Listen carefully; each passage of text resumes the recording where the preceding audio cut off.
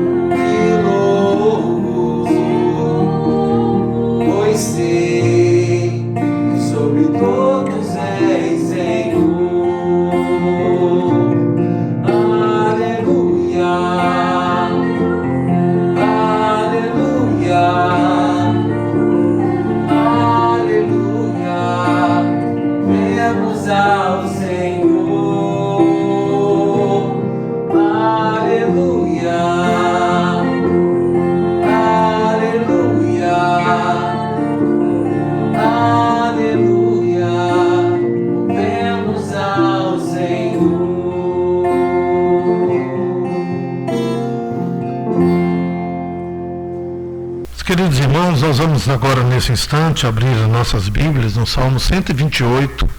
Na semana passada nós lemos o Salmo anterior, 127, que trata da família, e hoje nós vamos ler o 128, que também trata do mesmo tema, e os irmãos se lembram já que o mês de maio ele é considerado o mês do lar na Igreja Presbiteriana do Brasil.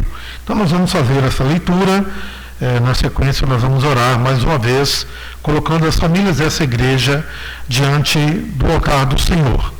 Salmo 128 diz: Bem-aventurado aquele que teme o Senhor e anda nos seus caminhos. Do trabalho de tuas mãos comerás, feliz serás e tudo te irá bem. Tua esposa no interior de tua casa será como a videira frutífera, teus filhos como rebentos da oliveira à roda da mesa. Eis como será abençoado o homem que teme ao Senhor. O Senhor te abençoe desde Sião, para que vejas a prosperidade de Jerusalém. Durante os dias de tua vida, vejas os filhos de teus filhos, paz sobre Israel. Nós vamos orar nesse momento, colocando as nossas vidas diante do Senhor. Pai querido, em nome de Jesus, mais uma vez oramos pelas famílias dessa igreja. Ó Deus, rogando que pela tua misericórdia o Senhor continue cuidando de cada um de nós dentro dos nossos lares. Ó Deus, quando nós também sairmos, que a tua boa mão nos acompanhe e esteja conosco todo o tempo. Abençoa, Deus, o teu povo, abençoa essa igreja. Ó Deus, abençoe as suas famílias, para que sejam famílias comprometidas com o Senhor e dispostas, ó Deus, a fazer a tua vontade, para a glória do teu próprio nome. Nós oramos em nome do Senhor Jesus. Amém. Nós queremos, nesse instante, dar a palavra ao grupo de louvor, que agora conduzirá as nossas vidas em cânticos espirituais de adoração ao nosso Deus. Boa noite, irmãos. Que a graça do Senhor esteja com vocês. Estamos aqui para louvar e engrandecer o nome do Senhor. Convido todos a estar louvando agora o nome do Senhor. Amém?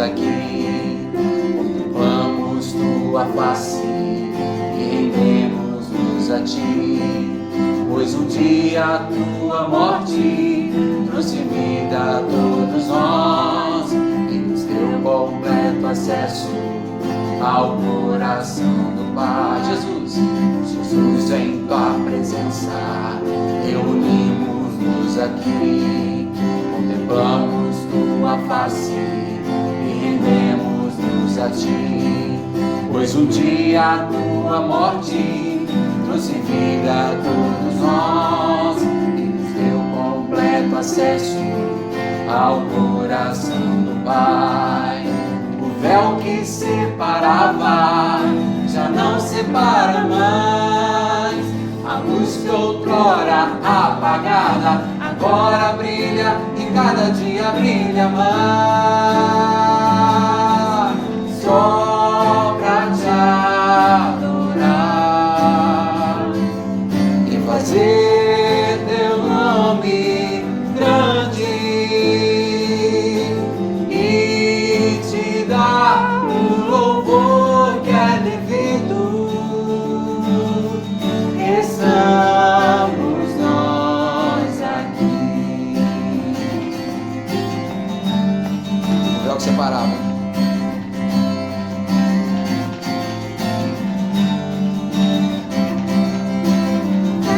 Separava, já não separa mais, a luz que outrora apagada agora brilha e cada dia brilha mais. Só pra te adorar e fazer teu nome grande dar o louvor que é devido. Estamos nós aqui, estamos nós aqui.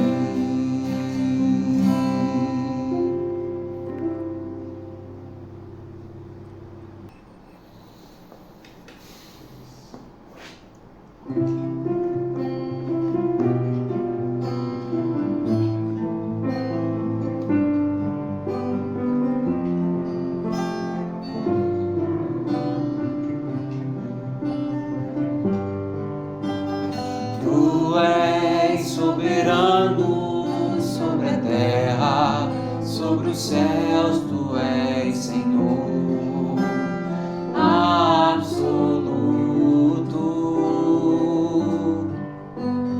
Tudo que existe acontece, tu sabes muito bem, tu és tremendo. Apesar dessa glória que tens, tu te importas comigo também. Este amor tão grande eleva-me, amarra-me a ti. Tu és soberano sobre a terra, sobre os céus, tu és Senhor absoluto. Tudo que existe acontece, tu sabes muito bem, tu és tremendo. E apesar desta glória que tens, tu te importas comigo também. E este amor tão grande eleva-me, amarra-me a ti. Tu és tremendo.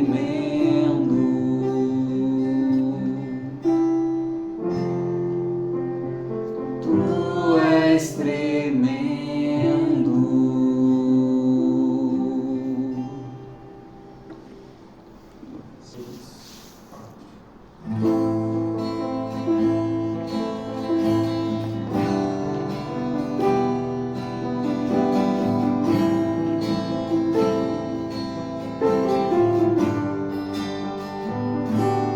Todo ser que vive,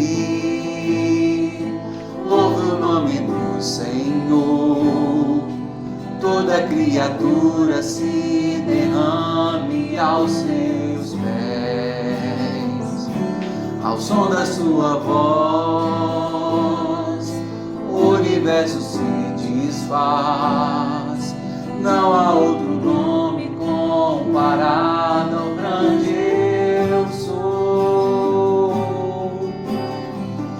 E mesmo sendo pó, com tudo que há em mim, confessarei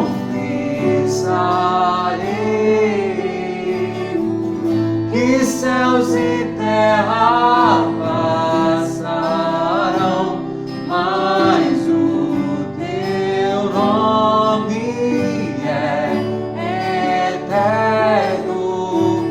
Todo joelho dobrará ao ouvir teu nome, teu santo nome.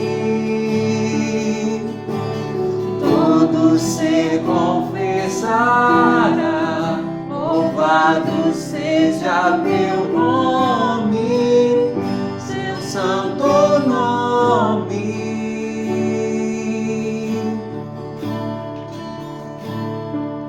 Todo ser que vive, louva o nome do Senhor.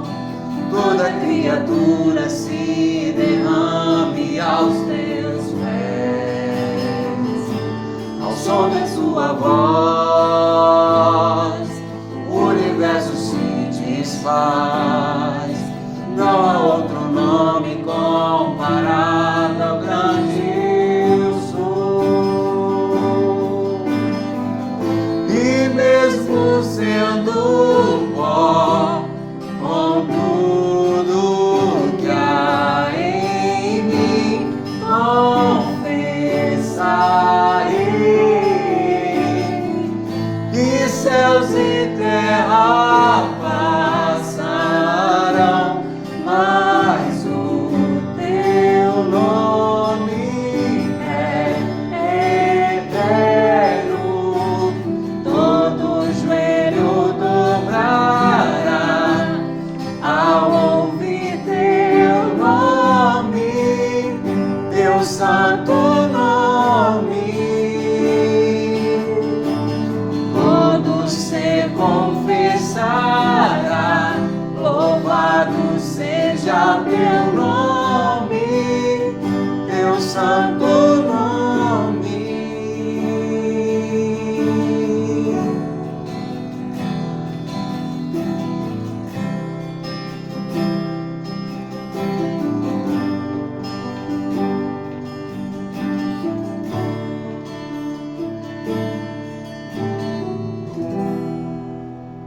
Amados irmãos, eu gostaria, nesse momento que vamos meditar na palavra do Senhor, pedir que os irmãos abram suas Bíblias no livro de Gênesis, capítulo 12.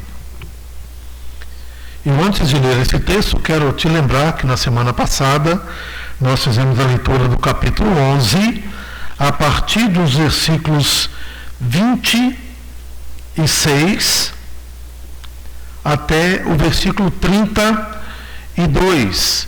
E nós falamos que Deus estava preparando a Abrão com a sua família para uma grande obra que Deus colocaria em suas mãos. E eu gostaria, portanto, de ler, e você acompanhe a leitura de todo este capítulo 12 do livro de Gênesis. Ora, disse o Senhor a Abrão: sai da tua terra, da tua parentela e da casa de teu pai, e vai para a terra que te mostrarei. De ti farei uma grande nação, e te abençoarei, e te engrandecerei o nome, se tu uma bênção. Abençoarei os que te abençoarem, e amaldiçoarei os que te amaldiçoarem. Em ti serão benditas todas as famílias da terra. Partiu, pois, Abrão como lhe ordenara o Senhor, e Ló foi com ele. Tinha Abrão 75 anos quando saiu de Harã. Levou Abrão consigo a Sarai, sua mulher, e a Ló, filho de seu irmão, e todos os bens que haviam adquirido, e as pessoas que lhes acresceram em Harã. Partiram para a terra de Canaã, e lá chegaram. Atravessou Abrão a terra até Siquém, até o carvalho de Moré. Nesse tempo, os cananeus habitavam essa terra. Apareceu o Senhor a Abrão e lhe disse: darei à tua descendência essa terra. Ali edificou Abrão um altar ao Senhor que lhe aparecera. Passando dali para o monte ao oriente de Betel, armou a sua tenda, ficando Betel ao ocidente e Ai ao oriente. Ali edificou um altar ao Senhor e invocou o nome do Senhor. Depois seguiu Abrão dali, indo sempre para o Neguebe. Havia fome naquela terra.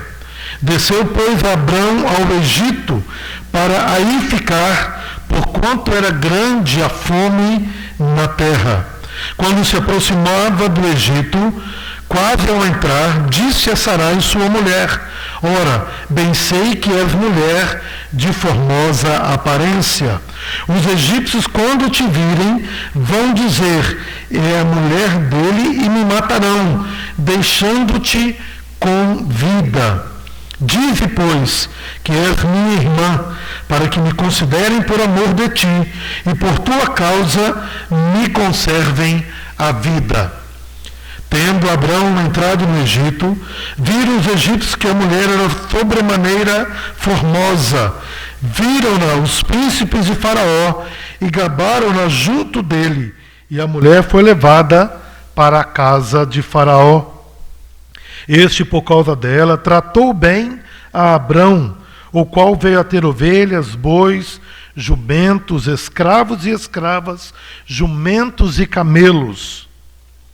Porém, o Senhor puniu Faraó e a sua casa com grandes pragas, por causa de Sarai, mulher de Abrão. Chamou, pois, Faraó a Abrão e lhe disse: que é isso que me fizeste? Por que não me disseste que era tua mulher? E me disseste ser tua irmã? Por isso a tomei para ser minha mulher. Agora, pois, eis a tua mulher, toma-a e vai-te. Faraó deu ordens a seus homens a respeito dele, e acompanharam-no a ele, e a sua mulher, e a tudo o que possuía. Queria que você, mais uma vez, fechasse os olhos. Nós vamos orar e falar com o Senhor. Deus querido e de bondade, mais uma vez lemos a Tua palavra e suplicamos que pela Tua misericórdia fale ao nosso coração. Que entendamos, ó Deus, que esse texto, ele narra não da obra, não daquilo que Abraão faria, mas aquilo que o Senhor mesmo faria, através da sua vida e através da sua família. Nós rogamos, ó Deus, que fale conosco, em nome de Jesus. Amém.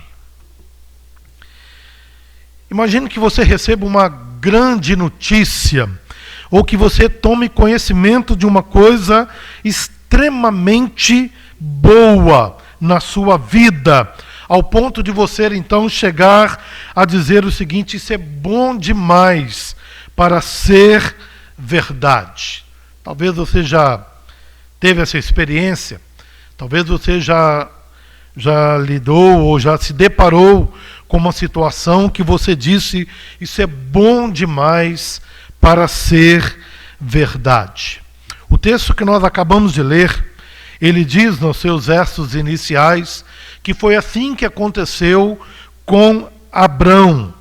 Versículos 1 e 2, Deus chega para Abrão, dá para ele uma ordem dizendo: sai da tua terra e vai para uma terra que eu te mostrarei. E Deus diz o seguinte: de ti farei uma grande nação, e te abençoarei, e te engrandecerei o nome, se tu uma bênção. Abençoarei os que te abençoarem, e amaldiçoarei os que te amaldiçoarem. Em ti serão benditas todas as famílias da terra. Foi exatamente isso que Abrão, ao receber essas palavras, provavelmente tenha pensado: isso é bom demais para que seja verdade. O fato é, irmãos, é que quando Deus dá essa ordem, e quando Deus traz para Abrão essa promessa, ele imediatamente obedece à ordem de Deus. O texto diz que o Senhor fala para ele: sai e vai. E é exatamente isto que Abrão faz. Você vai perceber, depois desta ordem e depois dessa promessa, o verso de número 4, partiu, pois, Abrão como lhe ordenara o Senhor. Deus falou, Abrão obedeceu, e diz o texto que ele foi para uma terra que ele não sabia, para um lugar que ele não tinha ideia, trazendo na sua mente a promessa de que ele seria pai de uma numerosa nação, e de que esta família numerosa abençoaria todas as famílias da terra. Eu queria, antes de descrever a caminhada de Abrão, voltar com você no capítulo 1 de Gênesis até o capítulo de número 11. Lendo estas passagens do capítulo 1 ao capítulo 11, nós vamos perceber, irmãos, que há uma lenta e constante expansão do pecado. Você se lembra? Capítulo 1, Deus cria. Capítulo 2, Deus cria de uma maneira especial o homem como a coroa da criação, dá para ele uma ordem: não comer da árvore do conhecimento do bem e do mal. E a partir do capítulo 3, a narrativa bíblica diz que o homem não foi aprovado no teste que Deus tinha concedido para ele. Ele pecou seguindo aquilo que a sua mulher também havia feito. E nós percebemos a partir do capítulo 3 até o capítulo 11 que há uma, como eu disse, lenta e constante expansão do pecado. Você vai encontrar do capítulo 3 ao 11 pelo menos 5 vezes em que Deus pronuncia maldição sobre o pecador e sobre o pecado. 5 vezes. Por que isso é importante a partir da narrativa do capítulo 12? Porque agora Deus, quando chama Abrão, não sei se você vai se recordar, nós dissemos também na semana passada que Abrão, ele é uma espécie de um novo Adão, onde Deus vai recomeçar a escrever a história do seu povo, propriamente a história da sua salvação. Então Deus, a partir de Abrão, ele recria o seu povo, pronunciando para Abrão uma bênção que também é quíntupla. Percebam, do capítulo 3 até o capítulo 11, há uma expansão lenta e gradual do pecado. Deus 5 vezes traz traz maldição sobre o pecado e sobre o pecador. E a partir de Abrão e esse chamado, ele começa a reescrever a história. E ele faz isso trazendo uma bênção que é quíntupla para a vida deste homem, para a sua família, consequentemente para todo o povo de Deus. Está aí a partir do verso 2. De ti farei uma grande nação, te abençoarei, te engrandecerei o nome, abençoarei os que te abençoarem, e amaldiçoarei os que te amaldiçoarem. E ele termina dizendo: em ti serão benditas todas as famílias da terra. Você ainda vai se lembrar que no capítulo 11, traz para nós a história da Torre de Babel, quando os homens tentaram se organizar em rebeldia contra Deus, estabelecendo o seu próprio reino na terra. A palavra de Deus diz que Deus olha lá de cima, ele desce até a torre, ele destrói aquela torre e ele espalha todas as pessoas por toda a terra. O objetivo da Torre de Babel era estabelecer uma cidade e fazer um nome grande para si mesmo. Nós citamos isso também na semana passada, o capítulo 11, versículo 4. Disseram os moradores daquele lugar: vinde, edifiquemos para nós uma cidade e uma torre, cujo tope chegue aos céus, e tornemos célebre o nosso nome. Nós destacamos isso na semana passada, mas também destacamos que a partir do capítulo 12, Deus agora chama Abrão, ele reinicia essa história. Abrão é um novo Adão, no sentido de um recomeço, e ele então diz agora: te engrandecerei o nome. Deus fará dele uma nação e engrandecerá o seu nome. Ele trará bênção para todo o mundo. Olha o que diz o verso 3 na parte final: em ti serão benditas todas as famílias da terra.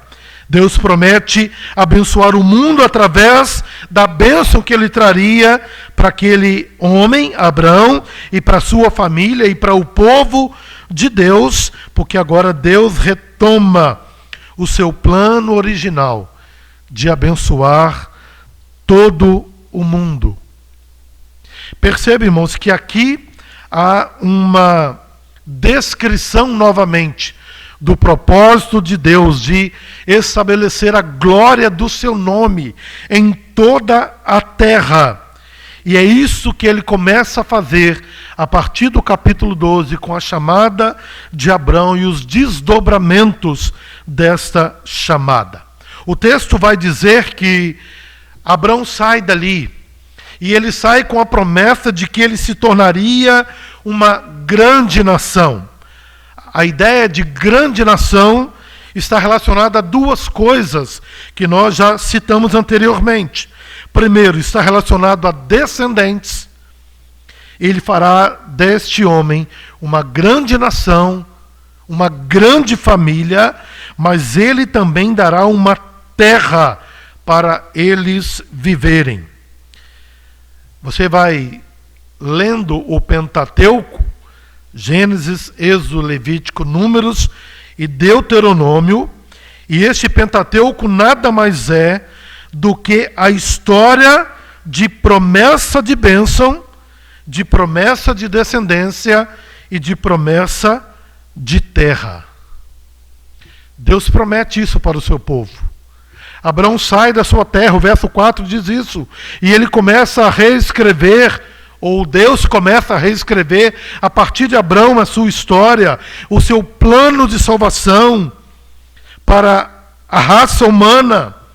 Mas nós chegamos aqui no capítulo 12 e nós vamos perceber, e não só no capítulo 12, mas o desdobramento de toda a história, nós percebemos alguns obstáculos ao plano de Deus através deste homem. Eu queria destacar aqui pelo menos dois. Primeiro, que a Bíblia vai relatar que já era Abrão e Sarai, um casal idoso. Você se lembra, no final do capítulo 11, verso de número 30, quando nós dissemos que quando Moisés quer trazer destaque a uma verdade, ele repete isso. Ele faz isso no verso de número 30. Sarai era estéril, não tinha filhos. Era um casal idoso, a mulher era estéril, e eu disse que os patriarcas, todos eles casaram com mulheres que eram estéreis, porque Deus queria mostrar que era mais do que algo que Abrão faria, mas era sim o que Deus faria através da vida de Abrão. É o que Deus faz através da minha vida, mas a sua vontade. E agora, este casal idoso parte para uma terra que está ocupada. A história do Pentateuco, especialmente no momento em que Moisés senta com o povo ali na campina do Jordão, e ele conta essa história do Pentateuco, eles estão prestes a tomar posse de uma terra que estava ocupada. Um casal velho, uma mulher que é estéril para trazer a descendência, mais ainda, uma terra prometida que tem moradores. Seria muito fácil chegar ali diante da terra, todo o povo de Deus, uma placa, sejam bem-vindos à terra de vocês, façam nela o que vocês quiserem, mas não. A partir de Josué, nós vamos perceber que é necessário tomar essa terra que Deus já havia preparado e prometido para o seu povo. E a gente poderia então chegar neste momento da história e falar, puxa vida, Deus tem um plano para toda a raça humana, mas temos problemas, será que não vai dar certo? Será que alguma coisa pode atrapalhar os planos de Deus? E aqui nós vamos compreender uma outra verdade importantíssima da palavra de Deus. É que grandes promessas fazem exigências à nossa fé. É por isso que Paulo vai destacar isso no Novo Testamento, de que Abraão, ele é o pai da fé. Porque sair da sua terra, do meio da sua parentela, do meio de pessoas que ele amava, onde ele já tinha uma vida estabelecida, para começar uma nova vida, casando com uma mulher que é estéril, e tomar posse de uma terra que já tem moradores, isso exige fé. Exigiu de Abrão. E a nossa caminhada de fé nessa terra é também uma caminhada de fé. É isso que Deus requer de cada um de nós. Agora veja, irmãos, que as circunstâncias poderiam fazer Abrão se acomodar, quem sabe numa pequena propriedade, ali para cuidar da sua família. Não Isaac, mas quem sabe Ismael, o filho do jeitinho que Abrão, junto com a sua esposa, tentaram dar para resolver o problema dessa descendência. E eles simplesmente poderiam ficar ali acomodados. Mas veja, há uma promessa, e essa promessa, ela exige passos de fé. Capítulo 13, versículos 14 e 15. Disse o Senhor a Abrão, depois que Ló se separou dele: ergue os olhos e olha desde onde estás para o norte, para o sul, para o oriente e para o ocidente, porque toda esta terra que vês, eu te darei a ti e a tua descendência para sempre. Ele poderia ter se acomodado numa pequena propriedade, ali numa vida pacata com a sua família, mas ele continua na sua caminhada, crendo de que aquele que fez a promessa, ele é fiel para cumprir a promessa. Não é uma pequena propriedade, toda a terra, diz a palavra de Deus, abrangente, porque tem a ver com o norte, com o sul, com o leste e com o oeste. Abraão ficaria feliz em ter um filho, mesmo se fosse com Agar, como eu já disse, Ismael. Mas Gênesis 17, 18, diz o seguinte: disse Abrão a Deus, tomara que viva Ismael diante de ti. Você vai se recordar desse texto. O capítulo 17 é quando Deus chega para Abrão e para Sarai e diz: olha, eu vou voltar aqui. Lembre-se que do capítulo 12 até agora, muitos anos já tinham se passado. Aquela mulher era estéril, ela estava mais velha ainda.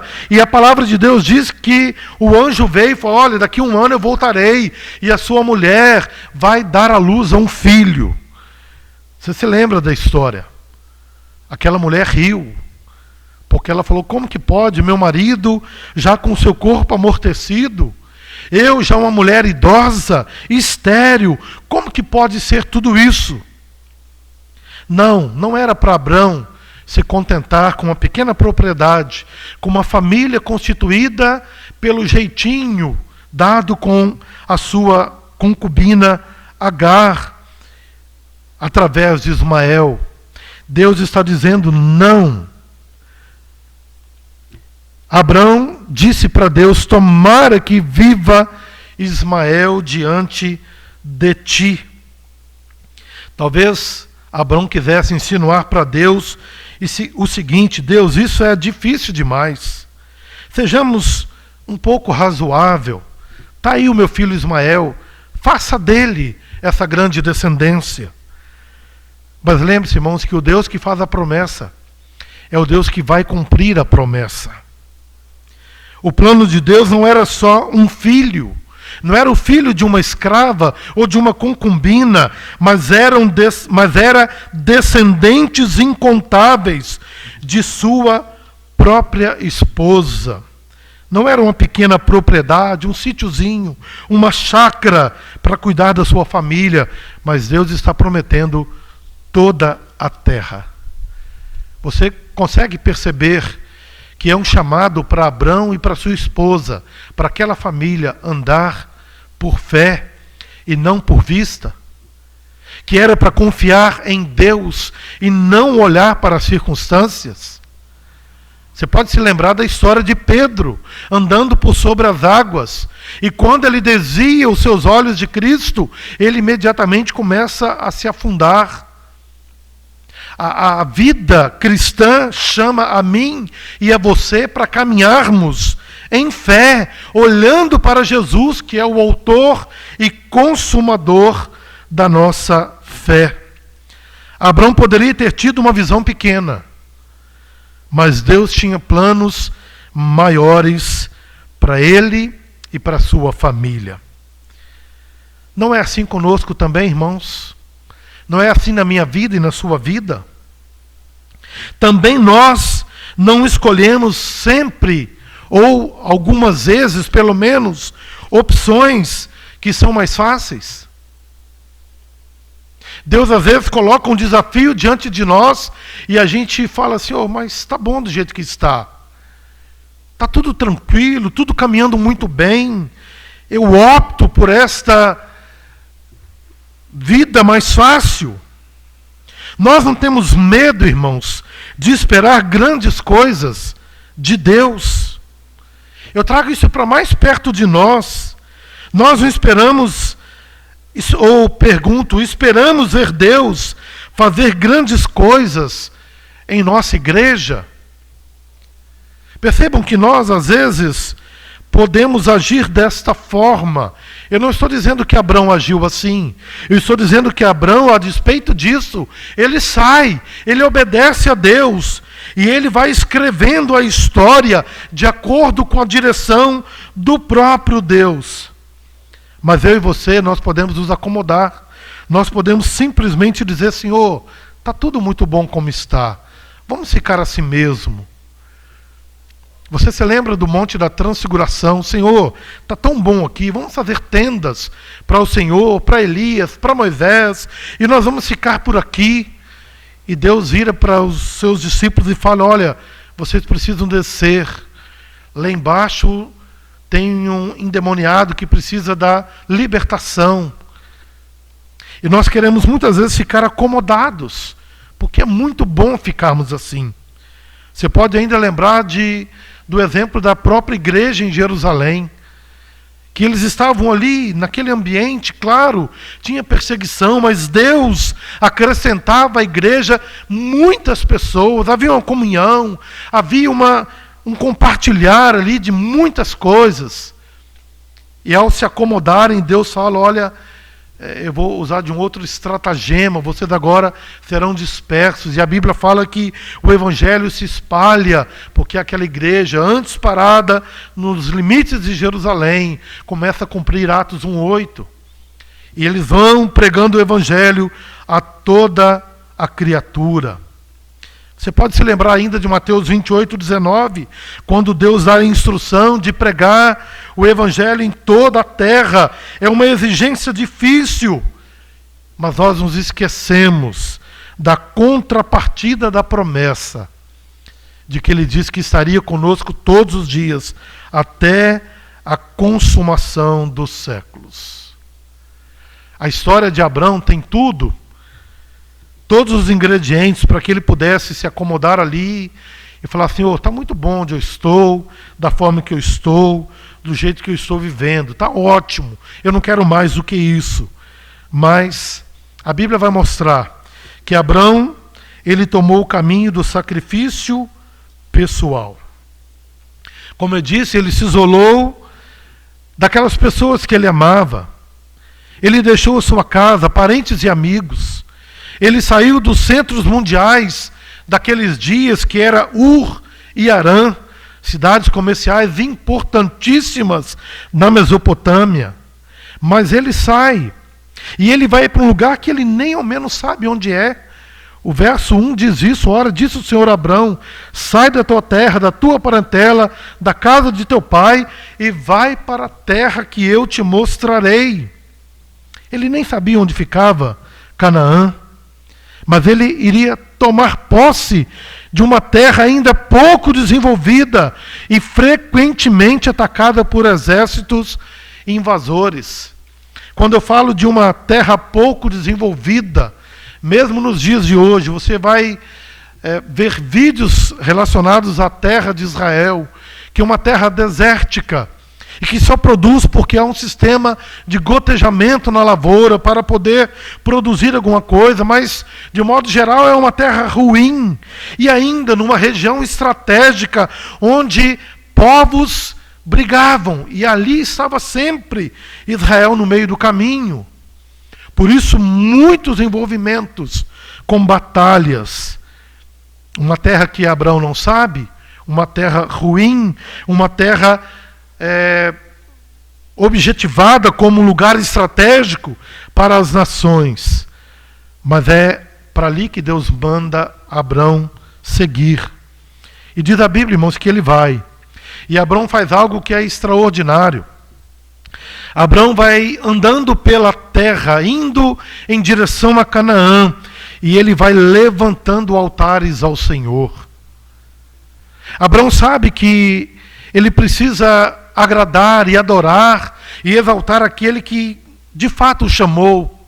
Ele faz isso quando chega em Siquém, capítulo 12, versículo 6, quando ele passa entre Betel e Ai, capítulo 12, versículo 8, e quando ele está na região do Neguebe, capítulo 12, versículo 9.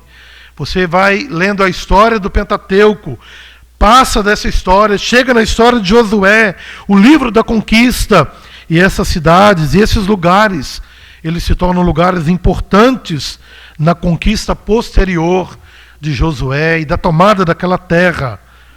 Mas Abrão vai passando por ali, vai levantando altares, sempre em direção à promessa de Deus, aquilo que Deus diz que faria na sua vida e através da sua vida. Dessa forma, Abrão estava adorando ao Senhor, ele estava cultuando a Deus na sua caminhada. E quando você lê o capítulo 12, toda essa história narrada até agora, nós chegamos então no capítulo, no versículo de número 10. E há como que uma reviravolta na história. Você se lembra que Deus deu uma ordem, deu uma promessa. Abrão obedece, diz o texto que ele levanta, ele sai, e ele caminha em direção a essa terra. Mas o texto vai dizer, havia fome naquela terra. E há aqui um momento em que a fé de Abrão mais uma vez é colocada à prova. E a palavra de Deus vai dizer para nós que ele é vencido pelas circunstâncias. E me parece que de propósito o texto faz isso para que a gente não pense que Abrão é o personagem principal dessa história. Ele é apenas um homem que saiu obedecendo a Deus e olhando para Deus, mas que assim como eu e você, ele estava, como eu e você estamos, sujeitos a sermos vencidos pelas circunstâncias. O texto diz que havia fome naquela terra. Olha o que Abrão faz. Desceu, pois, Abrão ao Egito, para ali ficar, porquanto era grande a fome na terra. Você lê toda a história bíblica, você vai perceber que o Egito, ele se torna, na história de Israel, como que um lugar de refúgio para aquele povo. E muitas vezes Deus disse o seguinte: vocês confiaram no Egito e vocês me abandonaram. Vocês foram atrás do Egito por tudo que ele poderia dar e vocês me abandonaram. O texto diz que havia fome na terra. E talvez possa ter passado na cabeça de Abrão a seguinte pergunta: cumprirá Deus as suas promessas? E o texto então mostra que a sua fé foi testada e ele fracassou nesse teste. Mas eu pergunto, não é assim comigo? Não é assim também com você? Começamos a fazer alguma coisa e tudo parece ruir de uma hora para outra? E nós então fazemos aquela pergunta que eu mencionei na semana passada: terá sido essa a direção de Deus que nós deveríamos seguir? Me parece que a realidade não coincide ou não casa com aquilo que Deus me chamou para fazer. Aquilo que está acontecendo agora não bate com as promessas de Deus. Ele disse que eu teria uma grande descendência, que eu herdaria uma terra e que eu abençoaria todas as famílias da terra. Por que tudo isso agora? Por que essa fome? Ou Abraão confiava no Senhor e continuaria caminhando em direção à terra, ou ele desceria para o Egito. Eu queria que você tivesse em mente, meus irmãos, que quando Moisés escreve o Pentateuco, que inclui a história de Abrão no capítulo 12, ele está sentado diante do povo de Israel, nas campinas do Jordão, lembrando toda a história. E muito provavelmente veio à mente do povo naquele momento, ouvindo a história de Abrão, que aquilo já tinha acontecido na história de Israel. Você se lembra quando Deus tira o seu povo do Egito, da escravidão, levando para essa terra da promessa? A palavra de Deus diz que eles então começaram a pensar nas panelas de carne do Egito. Você vai se lembrar que, comendo diariamente o maná, eles agora começaram a murmurar, lembrando-se do peixe, dos pepinos, dos melões e dos alhos do Egito. Da boa comida que o Egito proporcionava para eles. Agora, um detalhe importante: o Egito era frutífero não pela regularidade das chuvas, mas por causa das vazantes do rio Nilo. Se você não sabe, você fica sabendo agora que o rio enchia na enchente, e quando isso acontecia, os agricultores então espalhavam a semente, que iam longe da margem do rio. E depois, quando o rio voltava para o leito, as sementes ficavam plantadas ali ao redor. Isso fazia com que havia uma grande produção no Egito. Portanto, prestem atenção. Descer ao Egito era abrir mão da terra prometida, por mais que isso parecesse natural naquele instante. Tem fome? Não tenho comida? O Egito tem comida, eu vou para lá. É um pensamento natural. Mas a pergunta é um pensamento sábio?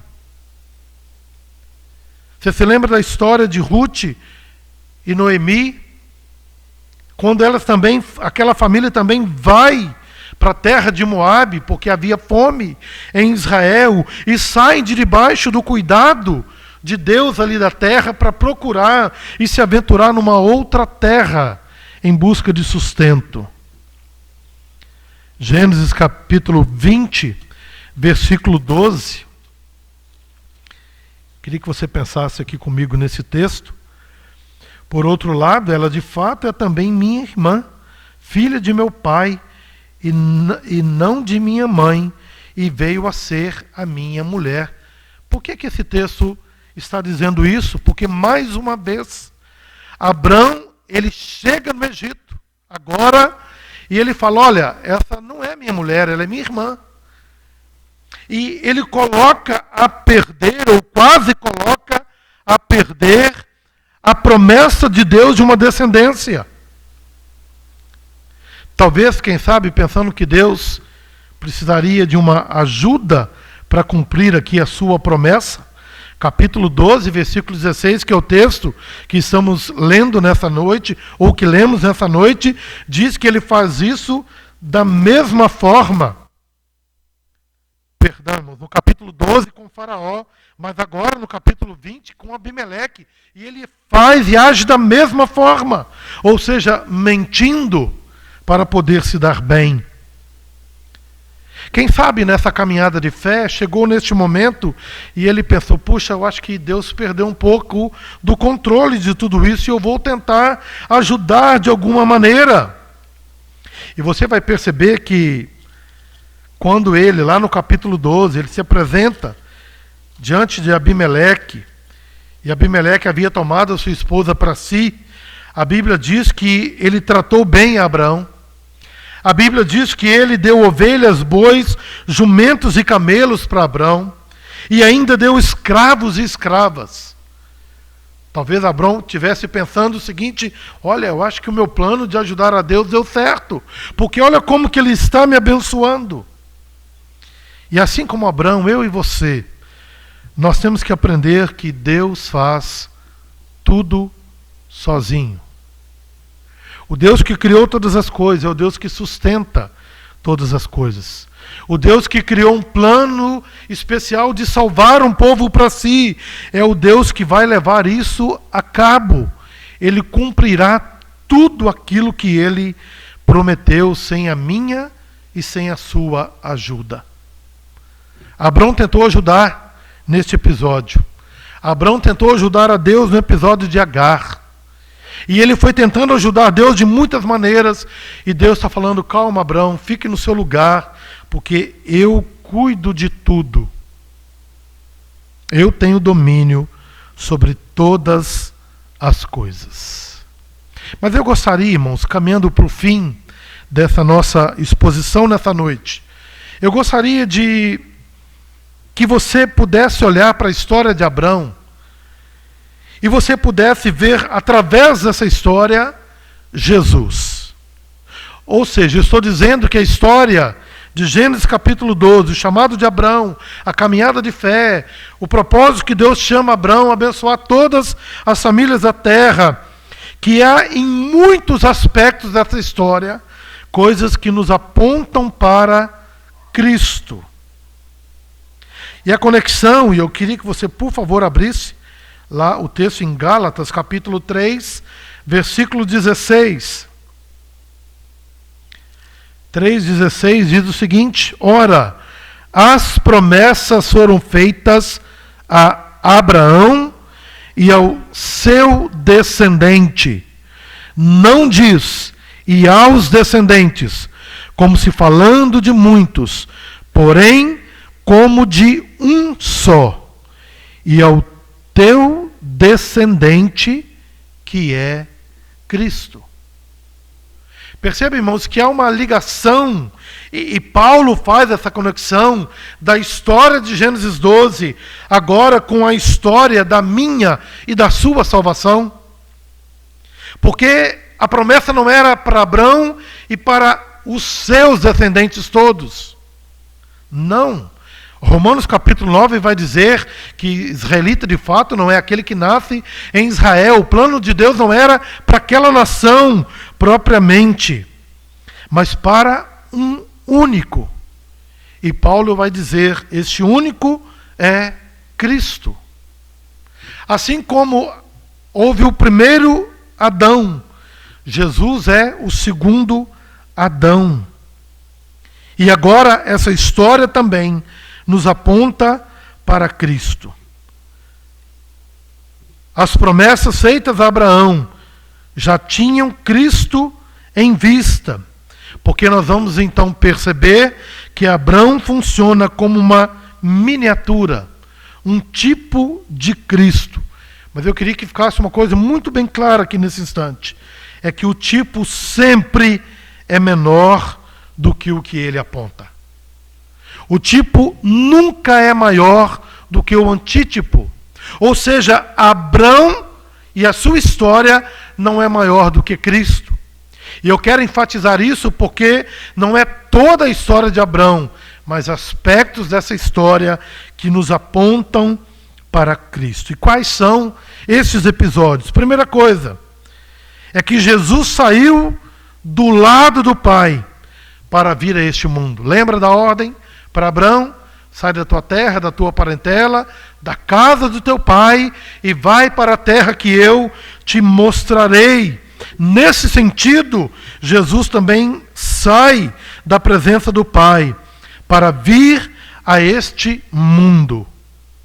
Mais do que isso, ele vai para uma cidade insignificante, Belém, para um estado de segunda categoria, Judeia, para viver até os 30 anos de idade, sem ser notado. Quando ele então, a partir de 30 anos, ele dá início ao seu ministério. O texto de Filipenses capítulo 2. Filipenses capítulo 2, versículos de 6 a 8 diz: pois ele, subsistindo em forma de Deus, não julgou como usurpação ser igual a Deus, Antes a si mesmo se esvaziou, assumindo a forma de servo e tornando-se em semelhança de homens e reconhecido em figura humana, a si mesmo se humilhou, tornando-se obediente até a morte e morte de cruz. A Bíblia diz que Deus largou ou abriu mão de toda a sua glória. Veio nascer numa cidade insignificante, num estado insignificante, num país e numa nação menor, uma das menores de todo o mundo. Mas ele vem para poder cumprir, ou motivado pela promessa de Deus. Que promessa é essa feita a Jesus? Salmo 2, versículos de 8, versos 8 e 9. É um diálogo entre Deus Pai com o Deus Filho. E nesse diálogo Deus diz para o Filho o seguinte: pede-me e eu te darei as nações como herança. Jesus veio a essa terra com essa mesma promessa de que ele teria as nações por herança.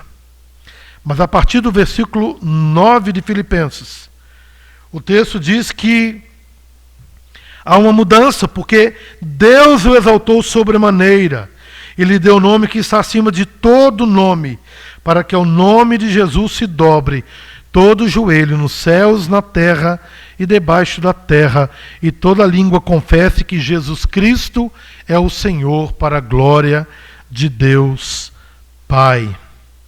Ele recebeu o nome que está acima de todo nome. Você se lembra que Deus, quando chamou Abrão, disse: eu te engrandecerei o nome.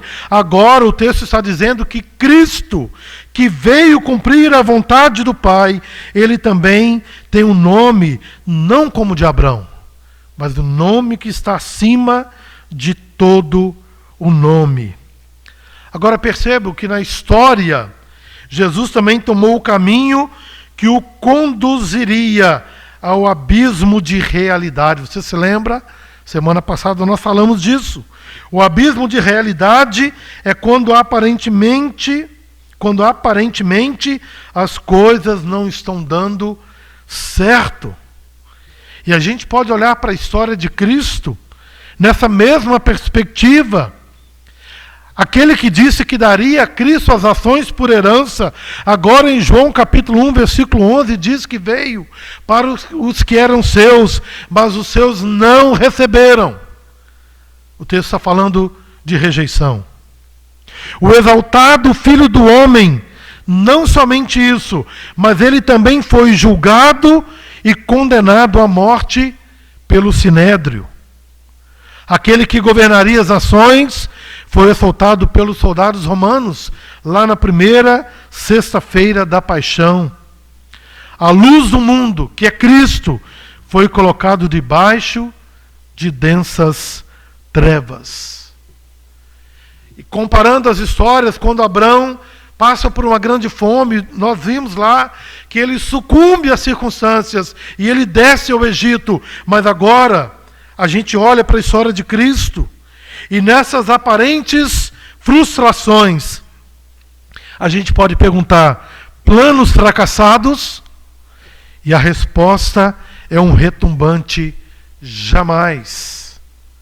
Jamais os planos de Deus podem ser fracassados. Porque aqui, na verdade, estava dando início ao cumprimento dos planos de Deus, uma revelação da justiça divina. Aquele que não tinha pecado, ele então se fez pecado por nós. Na ressurreição, foi construída de uma vez por todas uma ponte sobre este abismo da realidade. Quando tudo parecia perdido e quando parecia que o inimigo e o inferno haviam triunfado sobre Cristo, ele ressuscita para a vida, para me dar vida e para poder dar vida para você também, para os seus eleitos, para este povo pelo qual ele veio de todas as nações da terra. E assim como Cristo ressuscitou, nós também ressuscitaremos. Ele foi elevado à presença do Pai. Nós também estaremos na presença do Pai, em novos céus e nova terra.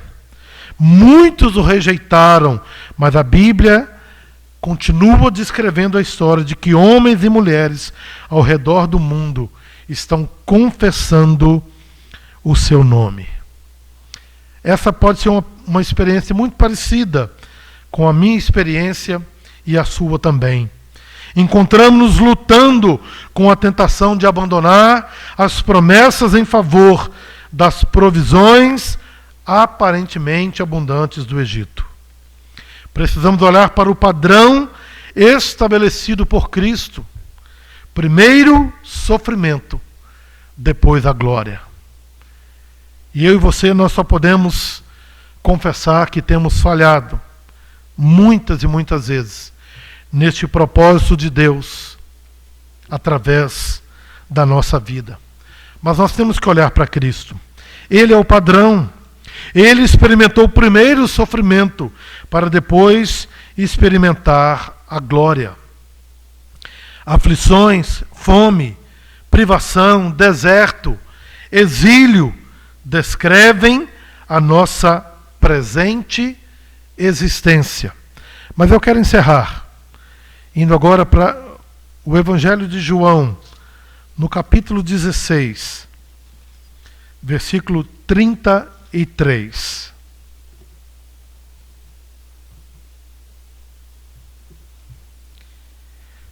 E se Deus está escrevendo a nossa história, e essa história ela tem uma promessa, mas ela é testada diariamente pelas circunstâncias.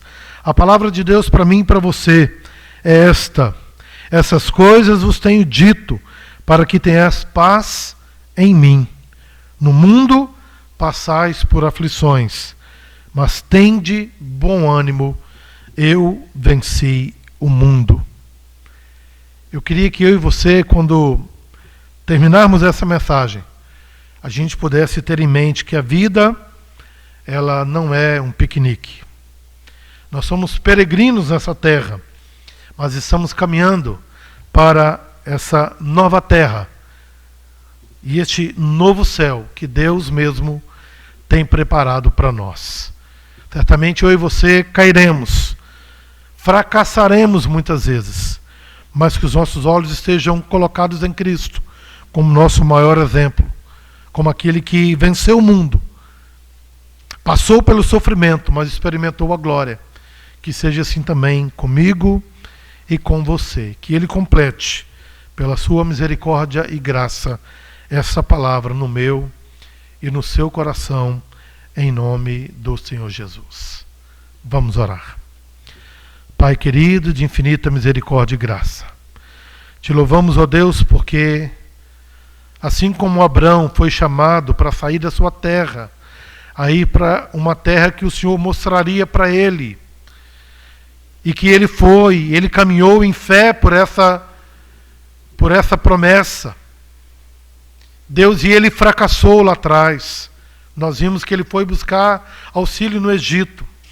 Mas nós te louvamos, ó Deus, porque o foco da história não é Abrão, não é o que ele fez, mas é aquilo que Cristo fez. E sendo Abrão, ó Deus, um tipo de Cristo, o antítipo que é Cristo veio mostrar que ele é perfeito, que não houve falhas, que na verdade as aparências enganaram, porque foi a partir da morte do teu filho naquela cruz, a partir da sua ressurreição, é que estava garantida na minha vida e na vida do teu povo, ó Deus, a salvação que temos. Louvamos e exaltamos o teu nome, pelo teu Filho Jesus Cristo.